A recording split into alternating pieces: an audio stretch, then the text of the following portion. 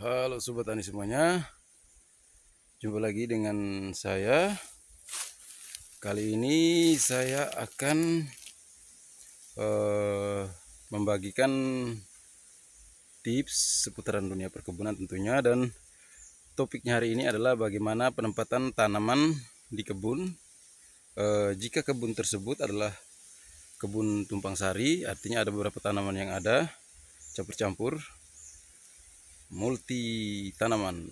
Misalnya ada advokat, oke, lalu ada kakao, ada kelapa, dan ada pala. Oke, ini semuanya. Jadi pada dasarnya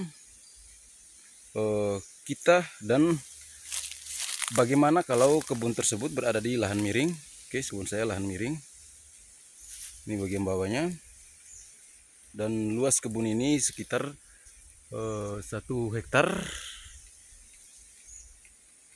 Dan saya tanam beberapa tanaman, jenis tanaman. Oke, lalu bagaimana tips menanamnya? Yang pertama yaitu harus kita ketahui bahwa untuk penempatan tanaman-tanaman yang dengan ketinggian lebih seperti advokat, seperti pala, seperti kelapa, ini bagaimana penempatannya?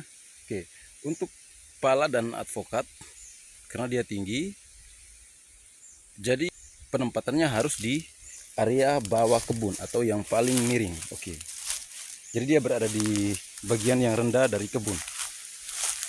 Sedangkan tanaman kakao itu harus berada di bagian yang tinggi. Nah, ini kebetulan sudah terlanjur ditanam, dan ini ditanam oleh almarhum bapak saya. Jadi sayang sekali kalau ditebang. Nah, ini ada beberapa tanaman yang saya baru tanam. Ada pala, ada advokat.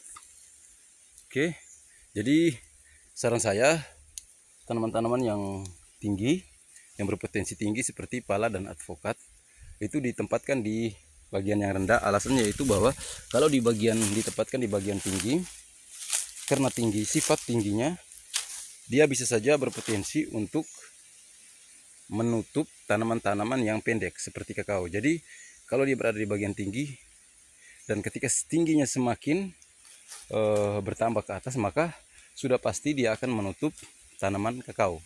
Dan untuk kebun saya ini di bagian yang tinggi, bagian atas itu semuanya adalah tanaman kakao. Jadi di bagian atas tanpa pala dan advokat, dan kebetulan pala dan advokat ini juga baru saya tanam. Lalu bagaimana dengan tanaman kelapa? Oke Sobat Tani semuanya, untuk tanaman kelapa bisa juga diselipkan di daerah-daerah yang tinggi bersebelahan dengan tanaman kakao. Yang terpenting adalah bagaimana cara mengatur jarak antara kelapa, karena idealnya yaitu bahwa tanaman kelapa ini jika dia semakin tinggi, maka dia semakin tidak mengganggu perkembangan kakao, karena otomatis kakao pun akan mendapatkan nutrisi matahari yang cukup. Sedangkan pala dan advokat semakin tinggi, maka dia akan semakin mengganggu tanaman kakao. Oke, jadi Sobat Tani, sekian saja perjumpaan kita kali ini. Sampai jumpa, sukses untuk kita semua.